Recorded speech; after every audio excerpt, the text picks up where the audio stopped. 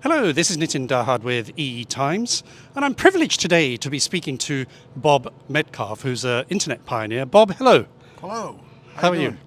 I'm good. How are you? Good.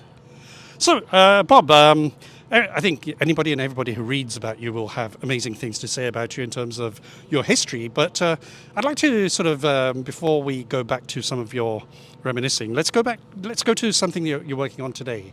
You're pretty involved in a project at MIT and looking at geothermals, and you think that's the next big thing. So, tell me a little bit about what the things you're involved in that project today.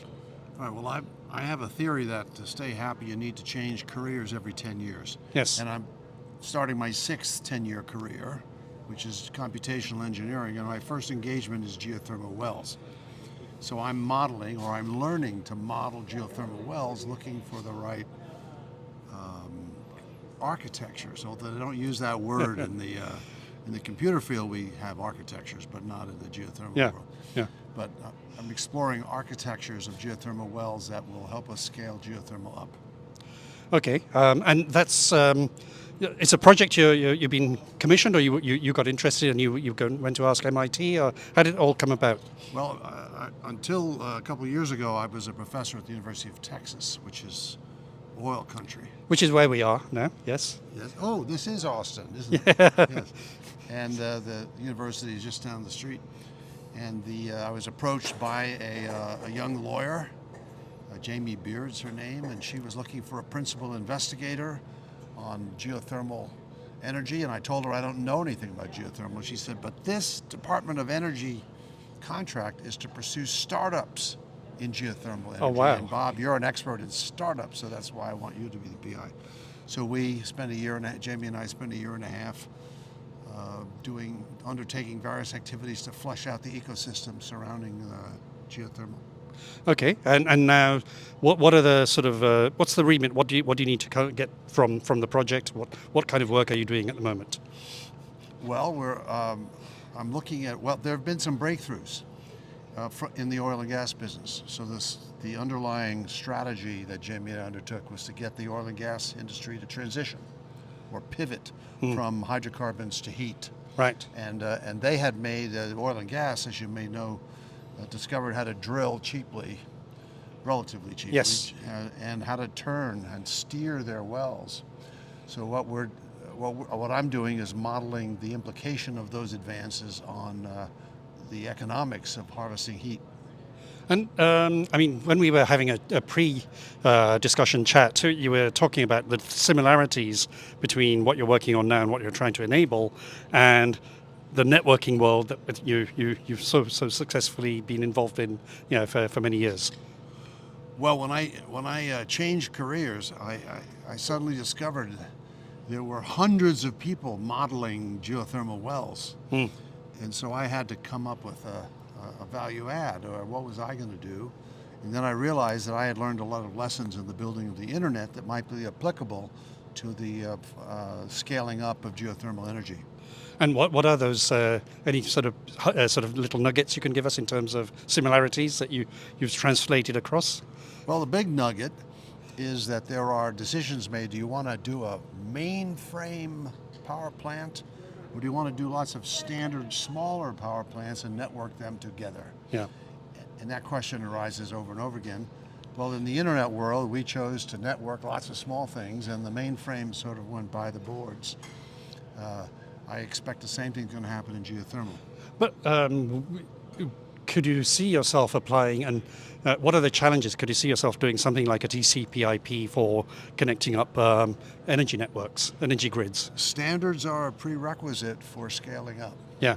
And so one can imagine building a book of standards, choosing a standard kilowatt level, deciding to use DC current to carry the power instead of AC. And so one could we are beginning to list standards that would then lead to high volume competitive manufacturing, leading to cost reductions. And Now, one of the things you mentioned at the beginning of this conversation is your background in startups was what got you enlisted into this project. So are you seeing a lot of startups trying to figure out what to do, or are they still sort of trying to do a lot of research? I mean, what stage are we at right now? We don't have 100 startups, but we have more than 10, and I don't know what the exact number is. And they're doing exactly what we did in the internet business. They're leaving large companies where they've been for 10 or 20 years, like Exxon and Shell and so on. Yeah. And then they're moving over to these startups. And that's what happened in the internet. Yes. Let's go to the internet. I mean, what's your biggest sense of pride from what you've done in your career? I mean, what do you feel, okay, that was me, or are you quite humble and you don't like to sort of talk about it too much? I have never been accused of being humble. This is a first. I did a presentation. I won this award, the Turing Award, so I went on a Turing tour, giving a talk. And in preparing this talk, I discovered a slide that sort of justified my entire life. And it showed the growth of the population of Earth, which was going back to 1800. Yeah. Pretty flat, and then recently sort of going up. And another line, which was the number of people living in desperate poverty. Okay. Severe, some adjective. Yes. Serious poverty. And it was pretty flat too, growing approximately with the population. Until around 1980, 85, when suddenly, for the first time in world history, that poverty line went down. Interesting. Dramatically down. As a proportion of. Right. The population continues to go up, but this curve, which used to track that, went down. So ending poverty is a pretty cool thing to do. Well, and that is a cool achievement. And in terms of like what you said you've changed career several times, but was there a moment when you thought, okay, well, that's enough, and you went into publishing, or writing actually? Where was the thing where you said, okay, now I need to leave it to all the others? In terms of leaving 3Com and leaving that business. I'm not perfect on that score. I left 3Com 3 years later than I should. Okay, yeah. But these are 10-year careers. That one happened to be a 13-year career. Right. And I'm not sure I could systematically, I can't tell you the criterion. It's just, pretty much when it's time to change. Okay, yeah. When you know everything about a subject, it's time to leave. Yeah, I've heard that quite a bit. Just in terms of networking, and I'm guessing you still read a lot. You follow people doing things. What do you see as from what you've done and from what the way industry is going right now? Are there any things that you think, you have a vision that this might happen, or this is something that we can see this evolving into? Well, you've seen it over and over again. Part of innovation is bubbles. Yes. And bubbles burst every once in a while, periodically. And it's very familiar to me. We are now in a bubble. This chaos reigns. The end of the world is looming. But this too shall pass. And these new AI discoveries are not going to live up to their projections, but they're going to be very cool anyway. Yep, exactly. Yeah. And the overblown expectations is normal, and then they blow up, and the curve, there is an exponential we're all on, and occasionally it blips, but it's still the same exponential. Now people look up to you quite a bit, I guess. And we've got this big poster here with your picture right at the top, and your achievements. What would be your lessons to people who are wanting to be like you? As what would you offer to people to say, well, look, just do this or do that, or make sure you sort of pursue a path? Be curious about everything. Like people.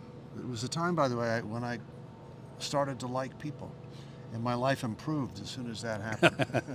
So you can be a grouchy engineer if you want, but it doesn't lead anywhere. Much better to be a salesperson. Yeah. And to know and to like people. Follow the money. Money is a way of indicating impact and priority. So be sure whatever you're doing is fun, because if it's not fun, you can't do it very much, which means you won't be very good at it. So you better be having fun all the time. Yeah. Is that the kind of answer you're looking for? I mean, I agree with that. I think. Can I say something? What would I say that would be disagreeable? You know what? I think I interview a lot of people in the industry, and I ask them a similar question, and we get a lot of common things, and those are the common Perhaps ones. you don't get this answer. Life balance. Yes. No.